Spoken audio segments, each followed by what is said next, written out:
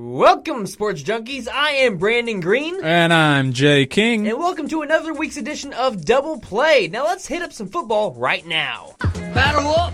Well, our Savage Storm sent the crowd home happy, beating Ouchita Baptist 45-38. Southeastern had a massive offensive game as they piled up a total of 548 yards of total offense, but on the defense they forced 4 turnovers. Those 4 turnovers ended up resulting in the difference in the game because the Savage Storm, they ended up being able to convert those turnovers into points. CB Cantwell went off. This was his game to show that's his job and no one's taking it. He went 26 of 35 passing for 349 yards and had 2 interceptions, but I would say he offset that by throwing, 4 touchdown passes.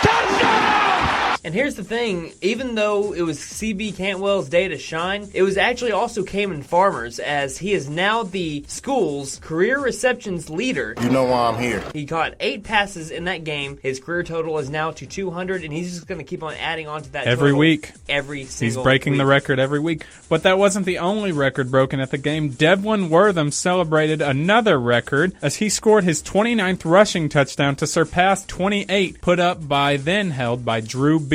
I'm thankful. So every game he has a rushing touchdown, he's just going to keep adding to that record and adding, just like Kamon. Like you said, going back to Kamon, he actually earned the GAC Player of the Week. So Great American Conference, folks. Yep. So congrats to Kamon Farmer. CB hit 9 different receivers. Did you even know we had 9 receivers on the team? No. Like CB found them.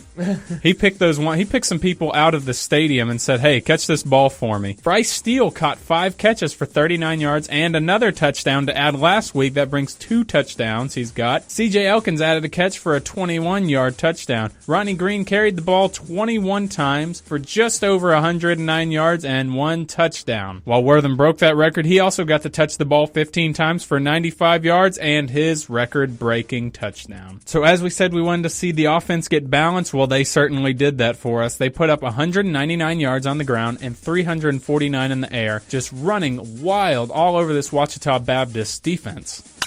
With the defense having 4 turnovers, 3 of those were fumbles, and 1 of those was an interception. They came to play. Don't let those numbers fool you that Ouchita Baptist scored 38 points, that the defense was bad. The defense played really, really well. They led with 4 turnovers, forced 3 fumbles, and had 1 interception from Troy Parker. Nick Sierra led the way with 7 tackles, 1 for a loss, and he had a half sack.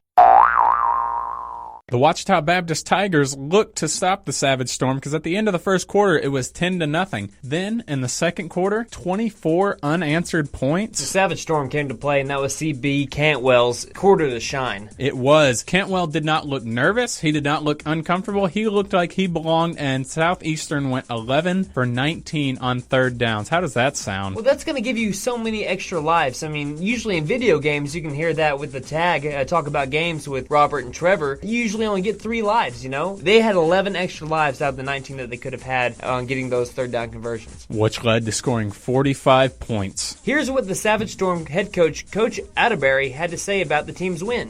CB's done a really good job following the game plan both weeks. Yeah. They were 2 completely different game plans based on the defenses we were facing.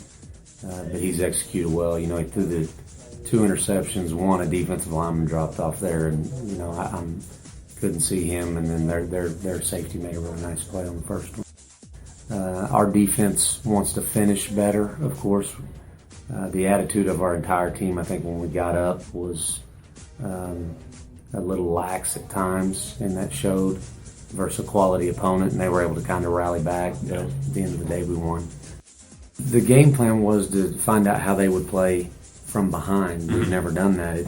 Last year's game was almost flipped, where we were at the end trying to kick onside kicks and in a hurry to try to come back, and we wanted to see how that would play out, and fortunately it played out in our favor. And the upcoming game against Oklahoma Baptist. Again, your Savage Storm will travel to Shawnee to take on Oklahoma Baptist. That's going to be happening at noon this Saturday. You just lost your membership in Video Spot! Dang it. In other Southeastern athletic events, we are traveling all over the place, it seems. Yes, happening on Monday, September 12th, men's golf is going to be at the Fall Central Regional. That's in Kearney, Nebraska. Yep, they're going to have a pretty long haul there. And also happening on Friday, September 16th, women's volleyball will be traveling to Shawnee, Oklahoma. They're going to be playing Missouri Western State at noon and Pittsburgh State at 6 p.m. Friday, that 16th, the women's cross country is going to be at the Islander Splash in Corpus Christi, Texas at Texas A&M Corpus. Our rodeo team will be at Colby Community College Rodeo in Colby, Kansas. Going back to volleyball, now a new date. September 17th, that's a Saturday. We're back in Shawnee, Oklahoma. They're going to be playing Washburn at 11 a.m. and Southwest Baptist at 5 p.m. So if you were looking to do some traveling, get out of the house, now is the time to do it and follow some Southeastern sports. Well, the summer season is almost over and fall is upon us. You may be wondering why I'm saying that. You're going to know here in a second. It's not the sports dunce of the week. It's time for the sports dunces of the week. Look at this dude. Wait till you see the... No. We had a real-life game of dominoes, you know, where you stack them up, let them fall, all that stuff you do as a kid. Well, the Western Kentucky football team had their home opener against Rice University. They had their big inflatable tunnel. They were looking to make a big entrance in front of that home crowd. Smoke was everywhere. The mood was set just perfect. Crowd was going crazy. And then... a couple people came out and it looked pretty good, and then one individual fell, and then how many after that? Pretty much the entire team. I'm pretty positive the entire team fell down, because except coaches. One fell, and then another one, and then another one. It then DJ another Khaleded up in here.